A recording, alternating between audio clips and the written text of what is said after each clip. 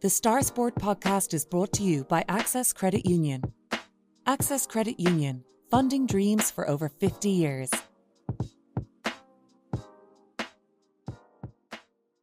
Close your eyes and pull like a dog. And a new Irish record for Phil Healy, 22.99.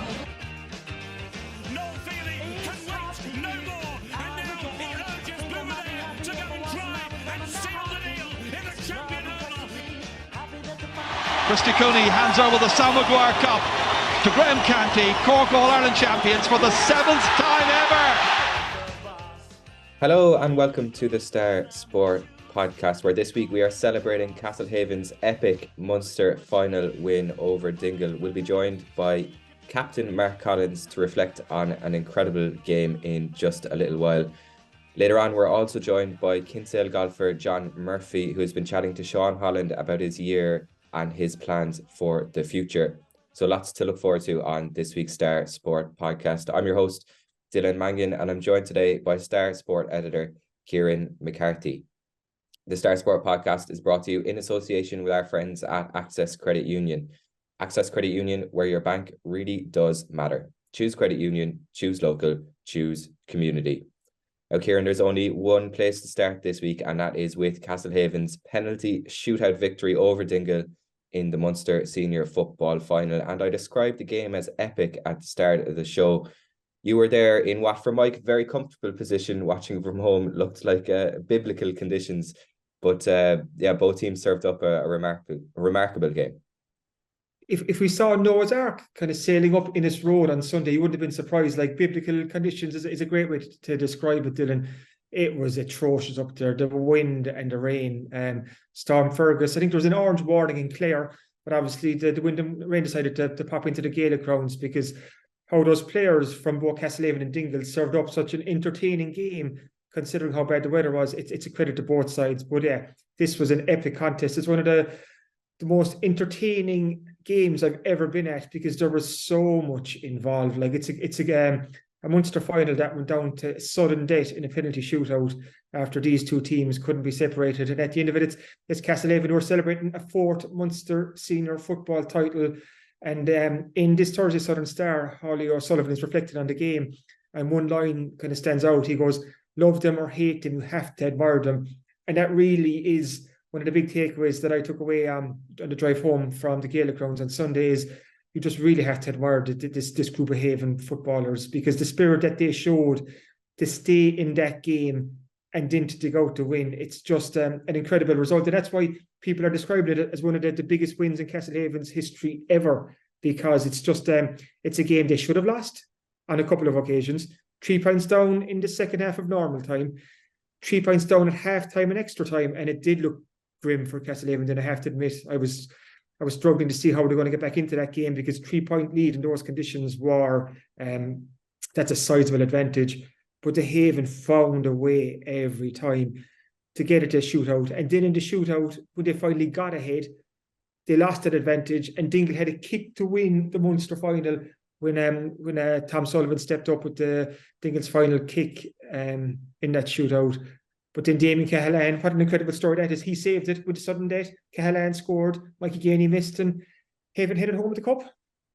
It's incredible. And I guess you mentioned Damien Cahalane there. A lot has been made of his past goalkeeping heroics with Greenwood. He was as a schoolboy, he was a teammate of Ireland international John Egan. And I don't know if people have seen it, but there's a great video of him scoring a goal from a kick out or kicking the ball from one end of the pitch to the other. That was probably wind assisted, and the wind was a huge factor in the game. Like, you look at some of the points. I know Mark Collins, who we'll have on in a little while, scored one of the most incredible points I've seen in a long time, using the wind to his advantage there. And how much of a factor was that? And do you think Haven managed the conditions maybe a bit better than Dingle on the day? Like I said earlier, the conditions were atrocious for both teams. It's just interesting when you're looking at Castlehaven. It's always this kind of fail to prepare to fail kind of process. Castlehaven travelled up on Saturday. They stayed in the Green Hills Hotel, which is a kilometre or so from from the Gaelic grounds. Then that morning, the Haven management went down to the Gaelic grounds just to check it out, to look at the conditions. They came back to the hotel and they kind of filled in the Haven players. Matt Collins was telling us after that they were just saying about the wind is blowing in from a certain side. It's kind of, they gave them just as much information as they could. The Haven management also travelled up to the Gaelic grounds midweek last week ahead of the game. So they left no stone unturned, as in the planning that went into this was meticulous from Castlehaven, even down to the pre-planned switch of Damien Cahalane to put him in goal instead of Darragh Cahalane if the game went to penalties. And that was a big if. But Castlehaven's kind of thought process was there's that much between these two teams. And we actually saw that in match previews. I was reading them over the weekend. Some tipped Dingle, others tipped Castlehaven. So it was a very hard game to decide who's going to win this, because there were two evenly matched sides. And given the weather conditions as well, that was a fierce leveler. So there always was a chance that the game could go to penalties. So the Haven had devised this plan in the lead up. Why don't we put Damien Cahalane in goal? And there was a couple of reasons behind that. Like you said, Dylan, Damien has that background. He was a soccer goalkeeper, so it's not an alien position to him. He's used to playing in goal, and he's used to penalty shootouts. He's used to facing penalties. So there was that ticked one box, but there's also the almost the psychological aspect of it, because nobody saw coming. Absolutely nobody could have predicted that Damien Cahalane would go in goal for a penalty shootout. So, did that set seeds of doubt in the Dingle players' mind? Or like all of a sudden you're facing and Damien is a big man, he's a big presence. He was filling that goal. It's like all of a sudden they're like, Jesus Christ, what's this lad doing in goal? Kind of, because you would not have expected it. And then there was a bit of, can we call it shithousery from Damien Cahalane in terms of some penalties, as in trying to put Dingle fellas off. To be honest, I'm all for that. I really am all for that, because when it comes to a game of fine margins, you do whatever you can to win the game, within the rules. He wasn't breaking any rules. So I'm definitely kind of Haven again, they tick that box. And it's all those little inches, all those little fine margins that added up to the final result, which was Haven getting over the line. But it's just their planning, from staying up the night before, from visiting the ground twice before the game, from having Damien Cahalane ready to go on goal. And they actually checked that with the referee before the game. They checked that with the referee just to see, is it okay that we can do this, and to get the rules clarified. But I met Cork football manager John Cleary on the pitch after the game on Sunday, and I was saying, Jesus, that was a cute move. I said that to put Damien Cahalane in goal, and he said, yeah, you can do that. He goes, you can put any fella in goal. As any footballer to get him to wear the jersey. He goes, you're not breaking any rules there, you're allowed to do that. So Haven knew the rule book, and they pulled out this rabbit out of the hat, and it paid off, because Damien Cahalane was certainly the hero of the penalty shootout. He scored two himself, the first kick, and then Haven's first in sudden death. And if you see the video replays, he nearly took the net off, the power behind him, the Dingle goalkeeper Gavin Curran. He didn't have a hope, because if the Dingle goalkeeper had gotten a touch on it, he probably would have broken his hand with it. It was exactly, because the wind was right behind him as well, and he just put his boot through it. And he was telling us after, Damien, that when it comes to penalty shootout, it is a lottery, it is luck, and his thing is just pick your spot and go for it. And if it goes in, it goes in. If it doesn't, it doesn't. But his two went in. So many different heroes on the day, but Damien certainly took the headlines after that penalty shootout. Yeah, the Haven management probably taking a bit of inspiration from Louis van Gaal, and maybe Damien taking some inspiration from Emi Martinez, the Argentina goalkeeper there. So great to see. And you mentioned a lot of heroes on the day, and it was a day where people did have to step up, because you had Michael Hurley going off quite early, and towards the end of the game, obviously Brian Hurley was going down with cramp. So it was a difficult game in that sense, where players had to step up and take control. That's what makes this Haven win all the more remarkable, Dylan, because it's almost against all the odds, or at least against a lot of the odds. So Haven lost Michael Hurley to injury in the first half, and we had a piece of last week's Southern Star just about Michael's form in the last couple of games. In 3 of the last 4 games, you're saying the county semi-final against the Bars, the county final against Nemo, and the Munster semi-final against Rathcormac. He was Castlehaven's man of the match. He was in flying form. So to lose him in the first half, that was certainly a blow.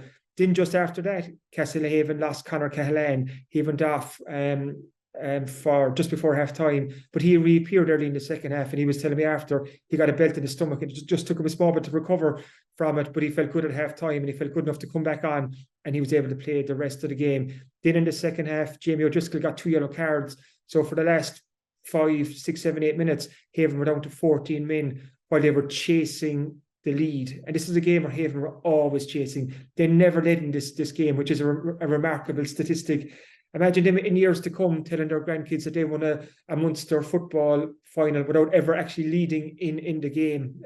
But again, it just shows that this Haven team just won't lie down. Like they're a hard team to kill off, and that you trace that back to their spirit again. So there were so many different odds against them, but they kept finding a way to stay in this game. And they did that by their big players standing up. Brian Hurley finished with 7 points. It's not unusual for Brian Hurley to score 7 points in a game. Like, he's been a talisman of this Haven team for well over a decade now. Mark Collins, when they needed him, came up with some big scores. You mentioned that score. I think it was the start of the second half of extra time. What an incredible score! The way he used the wind, he just put the ball up there, and you just used the wind to take it over. Like, just a beautiful score. Damien Cahalane was a huge presence. He was really good all day. Okay, he's heroics in a penalty shootout, but in the actual game itself, like in that Haven defence, he was a rock back there, and he was a driving force. He did so many things right. Conor Cahalane had a good game as well, but Colin Maguire was just some of the lads after were describing it as the game of his life, and you can see why. He finished with 4 points. His last 2 points came at the end, at the very end of extra time, when Haven were chasing that lead, and he scored the 2 points that forced the penalty shootout. And his last score, almost from a standing position when he got the ball, but he was still able to get his kick away, and it was a brilliant score under pressure. And that's, we talk about pressure kicks and clutch moments. That was it. If Colin Maguire had missed that chance, Dingle were Munster champions. Like, that was effectively the last kick of the game. So Colin Maguire came up with the big kicks in the big moments. And I've learned after that his nickname is Shooter. I'm not sure. I think we can trace that back to when he was underage, I was told, when he used to shoot from everywhere. And I think Jesus Castlehaven were glad that Shooter was in shooting form on Sunday, because those 4 points he got, and especially those 2 at the end, like, that'll be the stuff of legend in Castlehaven, because they're the points that got them to the penalty shootout. We know what happened there. And the end result is Castlehaven are Munster champions again. And they're now going forward to an All-Ireland semi-final. And it's been confirmed for Sunday, January 6th, up in Semple Stadium, at 1:45 p.m. throw-in against Connacht champions St Brigid. So it's going to be a quiet Christmas for those Castlehaven players. It's going to be a dry Christmas for those Castlehaven players, but I don't think they're going to mind, Dylan, because they have a huge game coming up. Oh, heroes all over the pitch. And let's hear from one of them now. It's Captain Mark Collins talking to Kieran. Mark, you've been involved in so many games over the years. Where does this rank for you in terms of pure drama? Yeah, I suppose it's very high up there, Kieran, to be honest with you. Sunday was just a crazy game. I think we rode our luck at times. We were probably beaten on 3 occasions. The end of normal time, the end of extra time, and in penalties. Dingle had a penalty to win it, so we definitely rode our luck a little bit. But I think it just shows the heart and character that's in the group, to be that never say die attitude, and to be able to keep at it and get over the line eventually. I met you after the game, and I was chatting to you after the game, and I just brought up the spirit in this Castlehaven team, and I want to touch on that again, because the spirit that you showed on Sunday was just incredible to see. 3 points down in normal time, 3 points down in half time and extra time, and he found a way to stay in that game. Dingle had a kick to win the Munster final, and Damien Cahalane became the hero when he saved it. Like, he found a way to stay in that game, and found a way to win, and that comes back to the spirit of this group. Where do you think that comes from? Yeah, I suppose we've probably been together a long time, a lot of us, a lot of us came on the scene at the same time together, and the younger lads then over the last 3 or 4 years have really, they brought great energy to the group, and we've become very close as a group. Obviously we had a lot of hurt in Cork as well over the last 3 or 4 years, where we were knocking on the door without getting over the line. To be fair, James McCarthy's management style is unbelievable for that. He really gets the group together. You know, like we've just had a super year together, and like winning those matches in the Cork Championship, you know, I don't think there was any easy match, and getting over the line in those matches has brought the group together step by step. And I think you really saw that on Sunday, how close as a group we are. Because as well as that, like there was different kind of setbacks during the game. Losing Mike Hurley to injury midway through the first half. Then Damien Cahalane had to go off for a period. Jamie Driscoll got red carded in the second half. So there was all these little setbacks. But like I said, you really stuck together as a group. Yeah, 100%. You know, like Mikey has been an unbelievable player for us this year. He's probably been our main man.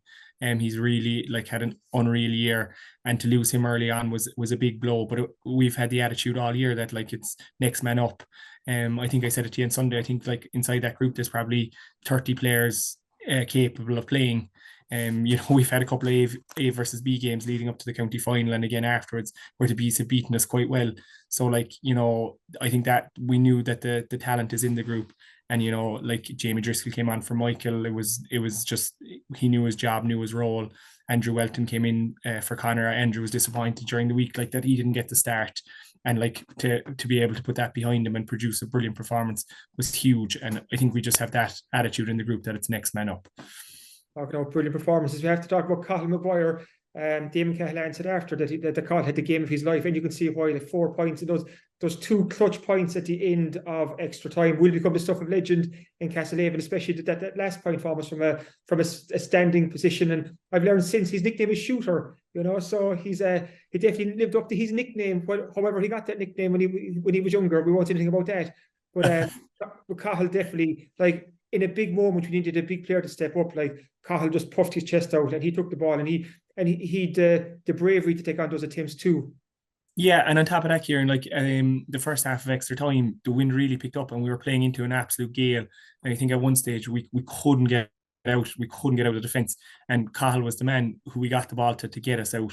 Like I think he did that all day for us. He just had one hell of a game, and like we all know, like the talent that's in Cathal. He's a brilliant player. He's had a phenomenal 2 years for us. You know, he was super for us last year, and on the back of that, he was brought into the Cork panel. And like he's shown over the last few weeks what a player and what talent he has. And like his dedication and the work he puts in is crazy. So I'm absolutely delighted for him that on one of the club's biggest day, he was absolutely outstanding.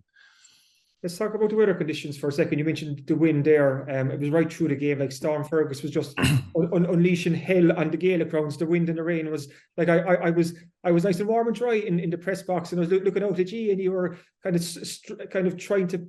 And in fairness to you, put up such a good yourself and Dingle. It was such a good game considering the conditions. But that wind, like your point in extra time, where you just left it off into the wind and it just curled in. Like it was a thing of beauty to watch. But how difficult was it out there? Yeah, I suppose this goes back to our management team and the work they've put in. Like they don't leave any stone unturned. From early in the week, we knew the forecast for the wind was strong. And Gavin Gallagher and Bernie Collins actually went down to the Gaelic grounds earlier in the week, and they went again Sunday morning.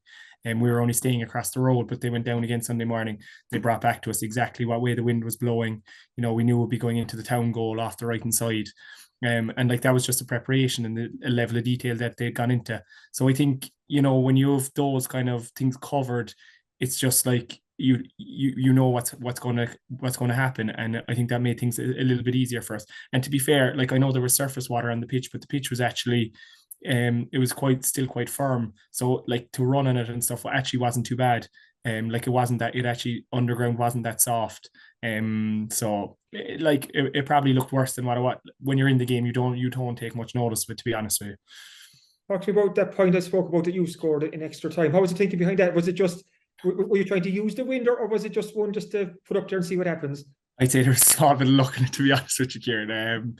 You know, I think we were 3 down at the time, start of the second period of extra time, and probably needed a score at the time, and we were kind of clamped in the corner a little bit. I think it was Brian or Cathal got it back out to me, and I knew the wind was strong. You know that it was going to like if you got it up in the air that you'd have the distance. So there was just a small bit of luck that it came so far in off the right. I think I missed it to the right, to be honest with you. You talk about the planning that went in, that some of the Haven management were down to the Gaelic grounds the week before the game and on Sunday morning. Talk to me about the switch that kind of surprised us all, putting Damien Cahalane in goal for the penalty shootout. Nobody saw that coming, but it was something that you said after that, and James McCarthy made a point as well, that you spoke about it during a training last week. What was the thinking behind the decision? Yeah, look, it was mad because I think in Cork, the championship, like, the quarterfinal and semi-final go to penalties as well. It's finished on the day, there's no replays. And it was something we didn't address this year. But for some reason on Thursday night, we had a chat. We just took a few penalties, and we knew Damien had a history of playing in goal at underage soccer level, and quite a good career at underage soccer level in goal. He's a huge man, and like with a great personality, like it was made for him, and it just worked out for us, thankfully. But like there'd be no better man than Damo. Like stuck 2 penalties, and to save one when the game was on the line was brilliant as well. Talk to me so about the pressure of a penalty shootout. You've been here before against the Bars, the county semi-final 2020 and 21. You know what it's about. But what was it like on Sunday, penalty shootout for a Munster title on the line, and with those conditions as well? Yeah, personally, my attitude was that it was a bonus that we'd got there. Like I personally thought we were beaten in extra time. I think looking back, we watched the game in Castlehaven on Monday evening, and looking back, like we were 2 points down going into the extra time, the injury time of extra time. So like for Cahill to get 2 points in that space of time, and to be given the chance to take penalties was a bonus on my behalf. And I think, as you said, probably the experience definitely helped us a little bit as well. We'd been in the situation before.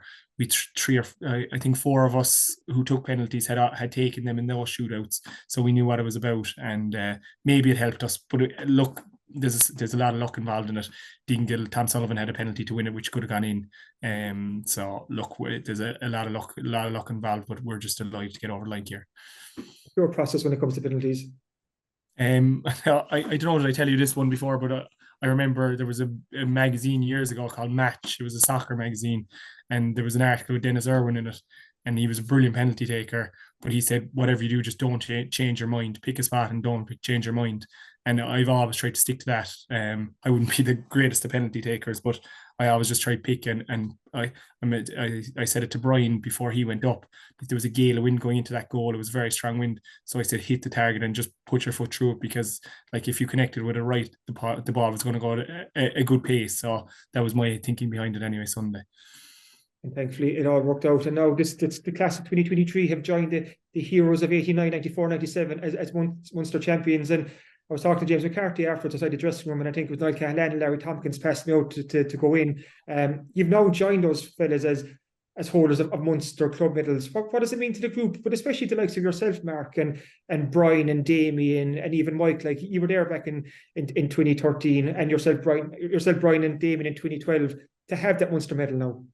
Yeah, look, it's an absolutely brilliant achievement for the group here, and there's no question about it. Like if you look back, like Larry, Niall, they were our heroes growing up, like what they achieved and what they did for Castlehaven and on the national scene, even with Cork, like was just incredible. And like we grew up with them as heroes, and for us to achieve that on Sunday, like the club has never achieved any more than a Munster medal. So like to do that on Sunday and be part of that group in Castlehaven is just extra special. And it's not finished yet. I see the semi-final against St Brigid has been fixed for January 7th, Semple Stadium, 1:45 live, and TG Carr. That's another huge game to look forward to in the new year. Yeah, it's something really to look forward to. Like it's amazing to be going into Christmas thinking about training and trying to organise training around, family events around Christmas and stuff. It's just extra. It is really special, and we're very lucky to be part of the group. Like it's obviously going to be a quieter Christmas than normal because you have that big game coming up, but this really is a once in a lifetime opportunity. It's an All-Ireland semi-final, so you probably won't mind having a bit of a quieter Christmas, knowing what's waiting for you on January 7th. No, 100%. That's it exactly. Like as you said, once in a lifetime opportunity. If you gave me this at the start of the year when we drew a Ross inside in Clan, I would have grabbed your hand off for it. So like to say that we'll have a bit of a quieter Christmas, I think is a good complaint. So some of the celebrations earlier in the week, Shane Hurley put up on Twitter a video. He said, when I saw it first, it was Castlehaven players singing Fairy Tale in New York. And I said, geez, I must watch this to see how good the lads are. I just say, Mark, it's a good job you can play football, because I don't think that I think the charts are safe. But it was, what was that like those few days, Sunday night, Monday, just those celebrations, this gang again together celebrating another big win. Yeah, I was actually like I came back to Cork yesterday and I'm back to work today, but I was thinking last night at home, like, you know, to get to experience a county winning success in a year is incredible. But we've been lucky enough that we've had the same celebrations twice in 6 weeks, which is just phenomenal. Like, you know, and we're very lucky to be part of this group. It's a special group, and like the couple of days were absolutely brilliant. There's no question about it. You know, you have to enjoy them, and it was special to be together again. The very final question on James McCarthy. We've spoken about him before. Like, what this man has done for the club as in terms of management is just off the charts. Like, kind of for someone like him to be in charge of this Haven team to get to the All-Ireland Club semi-final, like, it makes him a very proud man. But talk to us about James McCarthy, the manager. What makes him so good? Yeah, I said it in my speech on Sunday, like the work he's put in over the last 4 years has been incredible towards this group. And like, you kind of forget that the start of this was during COVID and stuff. And like the way he kept this panel together and it grew us closer as a group together during COVID was unbelievable. And I think that's paying off now. You know, like he had us on Zooms and he was doing sessions with us on, like, you know, it was just like, I don't think there was many club managers around the place who put in that work that he did back then. And thankfully we're paying him now with a little bit of success. Like, we're absolutely delighted that we can do it for him. Brilliant. And again, congratulations on your Munster success. You're a man well used to lifting cups, and hopefully there's success to come in the new year as well. Just thanks very much for joining us again, Mark, and have a great Christmas. Thanks a million, Kieran. Really appreciate it. The Star Sport podcast is brought to you by Access Credit Union. Access Credit Union, funding dreams for over 50 years.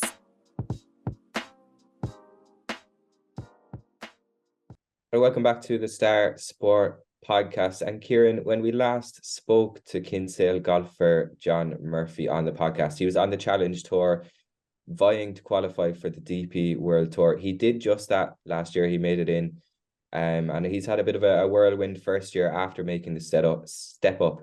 So he joined Star reporter Sean Holland to chat about what has been a busy time on tour, what it's like traveling to far-flung places to play golf, and his future plans. But it's been while he maybe says it's not been the year he planned, it's still been a brilliant year on the tour for him. Yeah, I suppose kind of a challenging year is a good way to describe it. It was like, John has been a great friend of this podcast over the years. We've had him on several times, and he's a great guy to listen to. He's just so open and honest.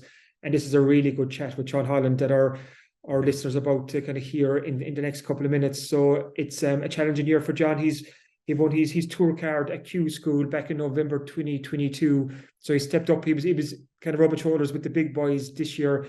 And I'm not going to say it was a reality check, because that'd be a bit unfair, but it was tough going at times.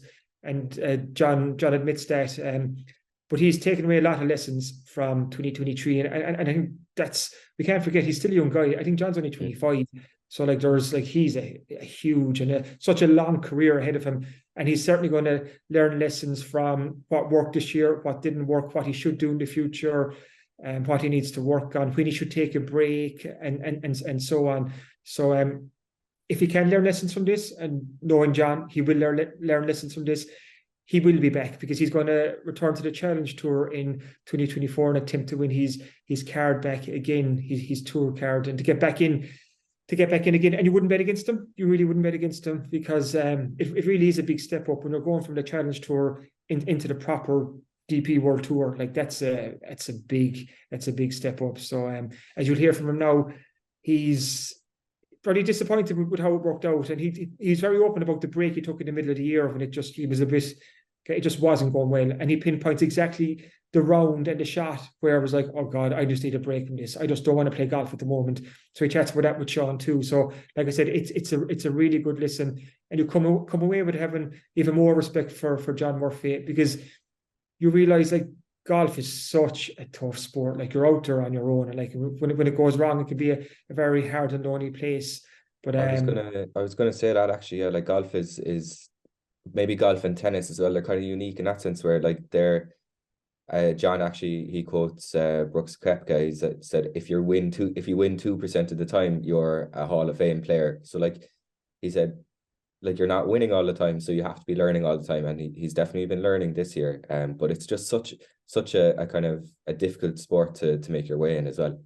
Exactly. And like when you think of golf, like it's a really cutthroat sport as well, because you've did like John Ram, that deal is with Live Golf, like, is just astronomical. Like the figures out of this world, and you have the Rory McIlroys and all these, let's say, the top guys who are obviously multi-millionaires, all the money they've earned off it. But then you have a group of guys there who are making a living, trying to make a living out of it. And you make a living out of it by trying to make the cut. And that's what John Murphy found hard this year. He missed the cut in so many tournaments, but he's trying to earn a living through golf. And he's not at the stage where he's bringing home these 7-figure checks from golf tournaments. He needs to earn enough money so he can go here, there, pay for his hotel and so on. So it's just it's a really tough sport to get to actually make a living out of and to find your way in. And that's a great quote that he has by Bruce Koepka. Yeah, if you win 2% of the tournaments that you start, you're a Hall of Famer, like, you know, and it just shows. And how many golfers actually do that? You're talking about a handful of them. So it's a tough sport to be. But John Murphy is such a positive guy. He's so enthusiastic, and I think he's looking forward to get going again in 2024. So I think it's a really good chat with John. Right now, I'm delighted to be joined by Irish professional golfer John Murphy. John, how are you doing? How are we? Are we good? Not too bad, no, bye. I suppose we'll get straight into it and pretty much tell us a small bit about you, your first year on tour, first year, as a fully fledged professional. Give us a kind of a brief synopsis about it straight away. Yeah, I suppose obviously not the year I'd anticipated or hoped for, but golf is a strange game. It's full of ups and downs. It's full of highs and lows, and I think there's a lot to be said for. Well, I think in golf, winning or learning is more prevalent than probably in any other sport, because you're only going to win literally maybe 1% of the time you tee it up. I think that's what Brooks Koepka said. If you win 2% of the time when you tee it up, then you're going to be a Hall of Fame player. So I think just making sure that you're making the most of every scenario and every situation and learning from it is the most important. And look, albeit to be in the position I'm in, certainly not a bad position to be in for a 25-year-old professional golfer. So I think it's important to keep that in mind and to make sure that you're making the most of every situation. No, you're dead right there. Even mentioning you're 25, you're literally just a baby in golf terms, just kicking off. But at the start of the year, so kind of giving people a bit of a background, you started off the tour, you did a kind of, it was kind of Asia first. So kind of give us a kind of an idea of what life was like there. Everyone knows going, to St Andrews and everywhere around the UK, but starting off in Asia, what was golf on tour like over there? Yeah, I suppose it's probably something I hadn't fully prepared myself for, because as much as I'm used to being away from home, obviously going to college in America, I was away for 4 years. I'm used to being away from home. It wasn't the traveling and the being away was the issue. I think it was just more so I probably hadn't prepped myself well enough for, say, the cultural differences, the food, there's a few different things that I didn't think I was probably as ready for as what I could have been. But I mean, the experiences are fantastic, to get to go to all these places, then to, the amount of safaris and the amount of, because you do have a lot of free time when you play golf, you'll have a day off a week and 3 days off a week if you don't play well enough. So, you have a lot of time in your hands to, I suppose, just explore, see the world, see the places we were. And that was certainly an experience that I'll cherish, is getting to do all those things and getting to see the different cultures. And it's very eye-opening too, just to go back to just the perspective that we have as golfers. It's so easy for us to complain and to give out, but then you get thrown into a country and you see the troubles and the issues that go on around the world, and I think you just realize how well you actually have it. So it was very eye-opening, and I suppose just made you feel bad for complaining all the time when you see stuff like that. No, and you're dead right. You know, there is the different cultures and different parts of the world. You know, there is the money in one side of things, and you see other place that doesn't. But putting on your tour guide cap now, John, if you had to give people at home a recommendation, places out to the eastern side of the world, where would you recommend people going? I'm in Gold Coast right now. That's pretty far east, and I'm enjoying it here. So Not too bad there, yeah. Yeah, no, I would like. You see, the only funny thing is that we don't necessarily go to tourist destinations. You know, we'll go to where the next golf course is there, and we'll go to close enough to big cities. But I certainly wouldn't recommend any of the places that we went in terms of a holiday. They're more, you know, golf. If you like golf, then go ahead. You know, we went and played a lovely course in India. If you want to go, going to fly 15 hours to play a game of golf, go ahead. But no, there was. I suppose Thailand was the only. Like, we went to Bangkok. We were pretty much in the middle of Bangkok for a few days, and that was, you know, an experience to say at the least. And there's a few other countries around there that, you know, India, as much as it is, you know, just with the I suppose the cultural differences, it is very eye opening, and it is a very cool experience to see. Just how, I suppose, how other countries live and their ways of being, and you know, the one thing that struck me about India was how happy everybody was, and how you know, yeah, it's just a very unique and different culture, and something I definitely see, or I definitely like to do on a holiday as opposed to a golf trip at some point, I think. No, that's good inside information. No, I think Tommy Bowe got a gig there before, doing travel bits and pieces once he finished his career. So you never know. That could be one. Put away the clubs. Yeah. Absolutely. Next one for you is kind of staying on the kind of geographical team, and looking at kind of different parts of the world you've been playing in.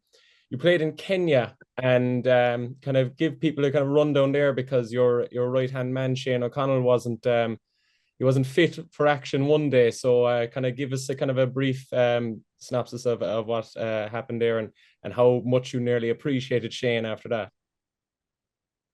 Yeah, so Shane went to Bali the week between, I think we might have been playing Singapore or something, and then had a week off, and then we were going to Kenya. So I went to a little bit of practice in Dubai, and Shane went to Bali, and he got there, and he wasn't feeling great when he got there. And then I think it might have been the Tuesday, he had a chicken burger somewhere, which, you know, in itself just isn't a very good idea. So yeah, then Wednesday went, he was okay, and Thursday he got up, things weren't well, you know, in the course, and finding a porta potty here and there. I'm sorry, Shane won't mind me saying that. He was giving me the bag and saying, right, I'll be back in 5 minutes, and happened a few times in the course. And then it got to Friday, and we got to the course, and he was like, look, there's something wrong here. So I had to get a local caddy. Shane had to get a doctor per se, and he so I got a local caddy called Christina, lovely woman. We got on great. Certainly missed Shane a little bit on the course, but yeah, we ended up flying home, and I think that probably proved to be the most difficult bit of it for Shane was the flight home. But yeah, just again, further evidence of, you know, you need to be careful with how you're treating yourself and your body when you're on the road. And yeah, certainly, thankfully, a mistake we can learn from, and thankfully a mistake that I can learn from Shane, and not the other way around. Thankfully it was him made it, not me.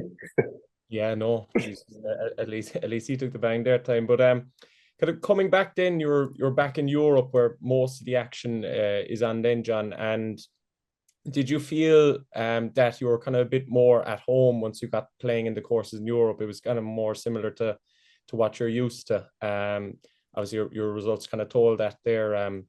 Give us kind of an idea, you know, obviously the first cut being made was Belgium. Like, did you feel that courses back in Europe suited your game more than maybe out east? 100%, yeah.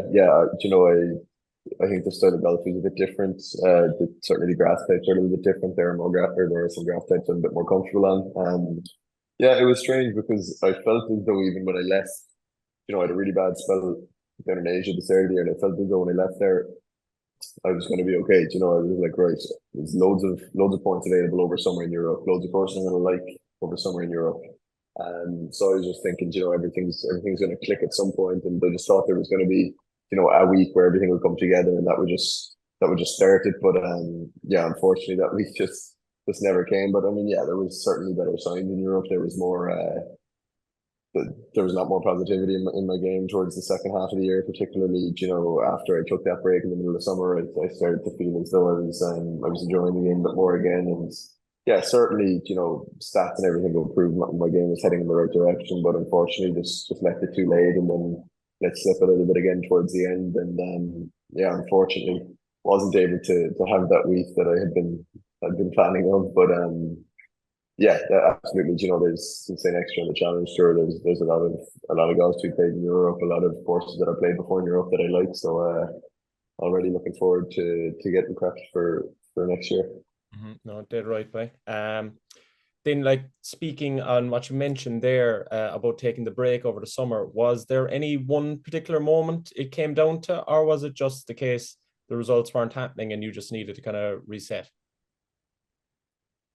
Yeah, there was 1 week I played very poorly in Germany, and then the week after was the British Masters. Didn't play well there, and then it got to Denmark, and I actually felt as though the first 25, 26 holes of the tournament I was playing really well, and I felt as though I was hitting the ball well, everything was going well, and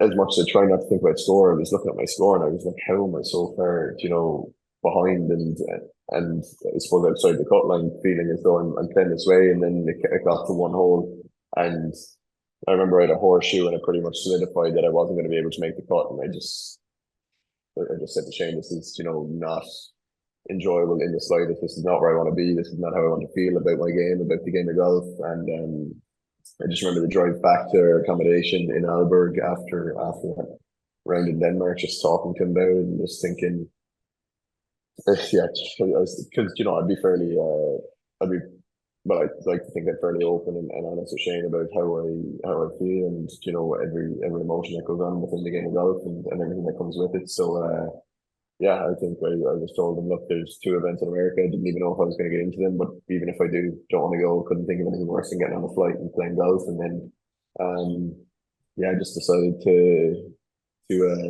keep the clubs in the suitcase for a little bit and take a bit of time off. And ideally, I think I would have liked a bit more time off. Looking back on it,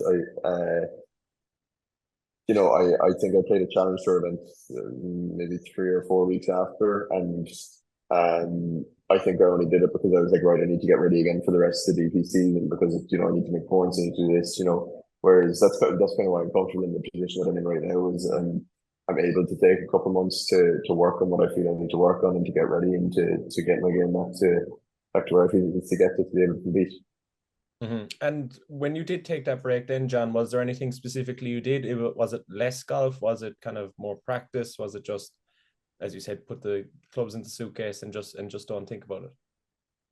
Yeah, it was literally put the clubs in the suitcase. You see, golf is a weird one where I think when you get to a certain level, it's there's only so much that hard work can do for you. Whereas I think smart work is certainly if you look at the best players in the world, you're not going to see them out standing on a range for 5 hours the day before a tournament. That's they're not finding their golf swings at a golf tournament. They're just getting prepped and just being tedious and smart about what they do. So if I thought that coming back to Cork and hitting balls for 10 hours a day was going to make me better, I'd have been on for it. But certainly didn't feel as though that was the frame of mind I was in, and felt like the best way for me to step forward was definitely to step back for a little bit and just to do nothing and to feel I suppose a rejuvenated sense when I was going out to practice again. And yeah, that's what I did. I took a few weeks off, didn't touch a club, didn't really do anything golf related. I think the Open might have been on around that time. I watched a little bit of that. But other than that, yeah, I was very happy to just spend a bit of time with my friends and family and do a little bit of chilling and then get back into it. And I think, as I said, I probably would have liked a little bit more time.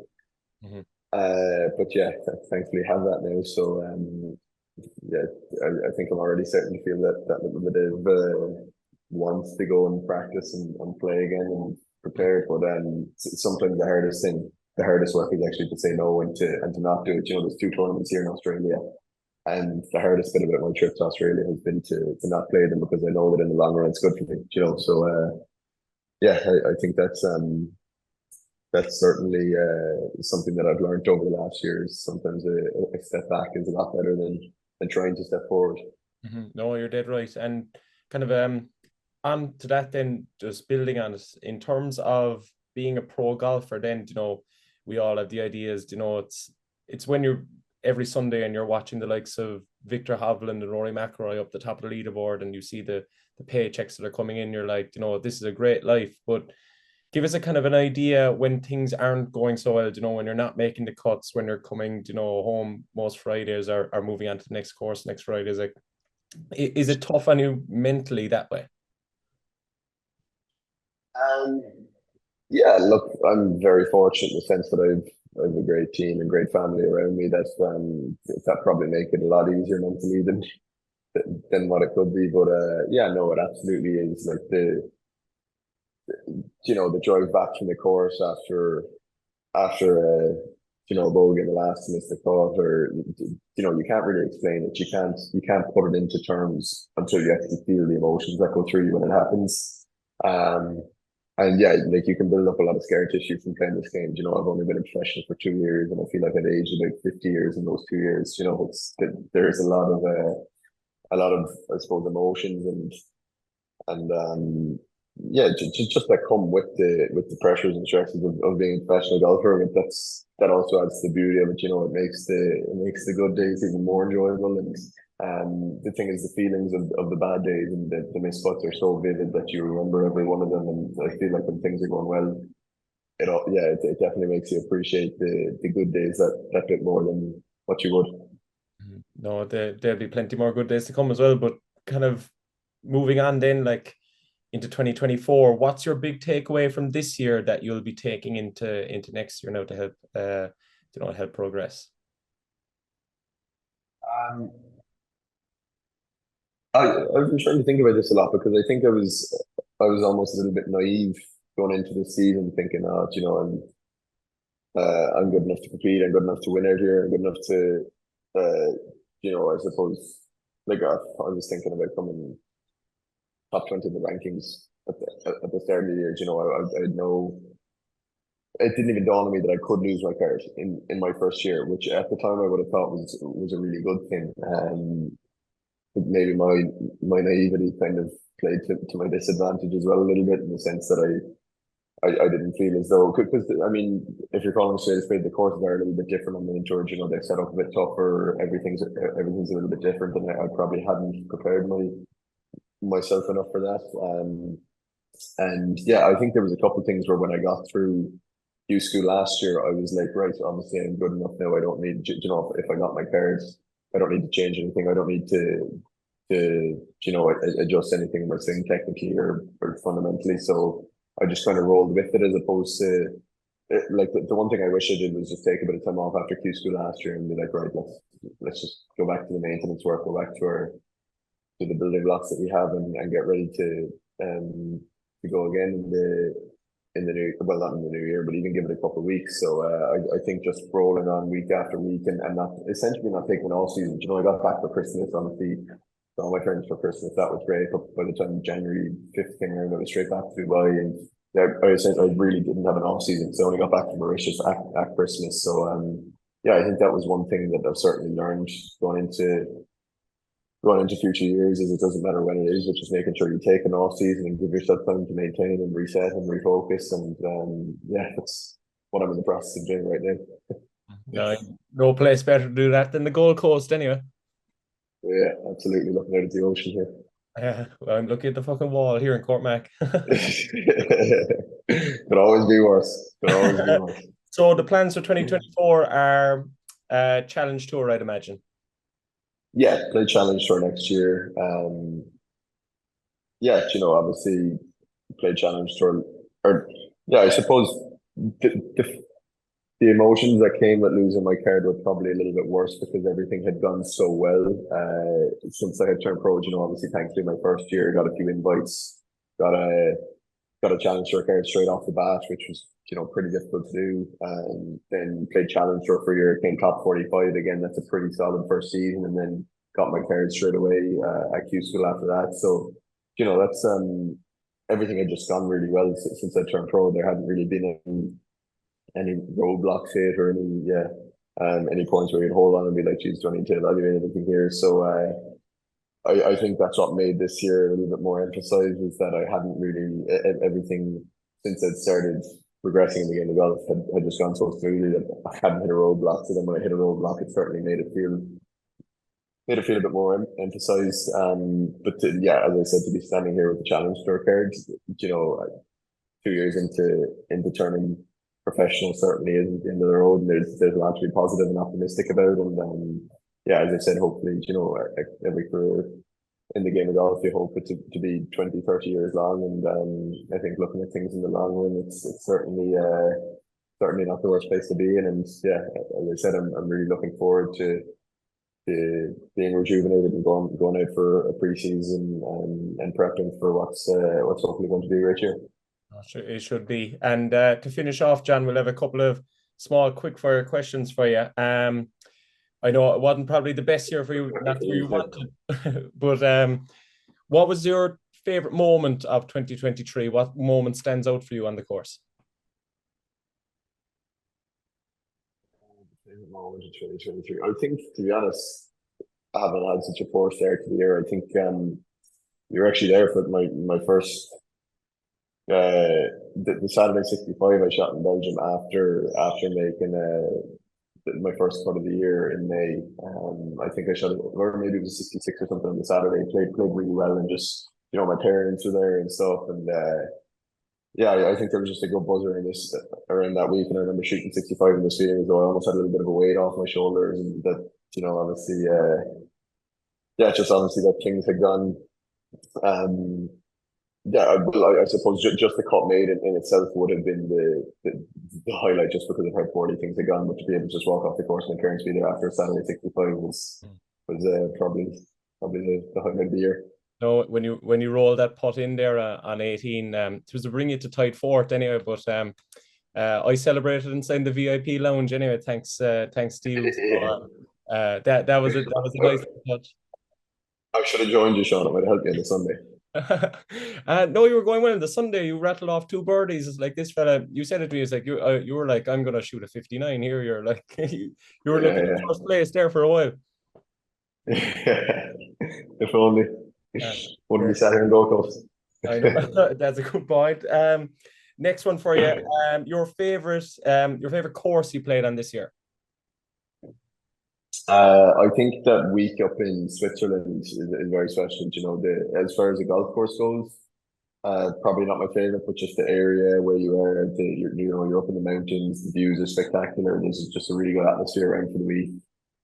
So I would say my highlight of the year from a tournament perspective is probably that. Yeah. Mm-hmm. No, that even looked fantastic on TV. So 100%. And then finally, your favorite golfer to play with this year, either in a practice round or competitively? I always go back to, I think no matter who I play with, I'm always going to get Padraig as an answer for that. Just because he's so helpful and generous with his time and willing to help you and offer as much advice as you need. So I certainly think Padraig was what was again the standout player to play with. And it's so I also don't think he gets enough credit for how good he is. He's 53 years of age, and he can hit it like anybody in the world. He can compete with anyone in the world. And I think from an Irish golfing perspective, he doesn't get enough credit for what he's done for the game, and certainly now for how good he is to us. Starting off, he's an inspiration to us all. Yeah, no, it definitely an icon of Irish golf. But there's one other thing I wanted to ask you. It's like you'd be good friends now with Min Woo Lee and Daniel Hillier. And how did you get them to start playing hurling there when you were finished around? Do you have a few hurleys in the bag, or how'd that come about? Yeah, I did. Well, I've been telling them about it all year. I was like, here, don't mind your AFL or your Dan's into his cricket. I'm like, here, if you want to see a sport, you come to Ireland and you hold this the stick and ball and went to give you, and the two of them did it, and they started just whacking it around, and it was like I think Danny even did it one hand, and they were actually really good. I was shocked because normally when I give it to, you know, if I was traveling with the hurley and I gave it to somebody, they'd be like looking at me like, what do I do with this? But they just picked it up, started whacking it to each other, and by the end of it, they were hitting 50, 60 yards one end of the green to the other, and yeah, they were, you know, like I actually went back inside and they just stayed out there playing. They were out there for ages, just whacking around. So I was trying to pick a county that he shouldn't play for, and I was finding that to be difficult. So we need to wait till they move here to determine that. You never know if Pat Horgan hangs it up, Minwoo or Dan could I know. bring their corner forward. And in full forward. New free taker, a new one-handed free taker. They do a job. Listen, John, I appreciate you giving your time. I'll leave you back to the beach and to the good life in the Gold Coast. Oh, thanks a million. Pleasure as always, Ross. Thank you. The Star Sport podcast is brought to you by Access Credit Union. Access Credit Union, funding dreams for over 50 years.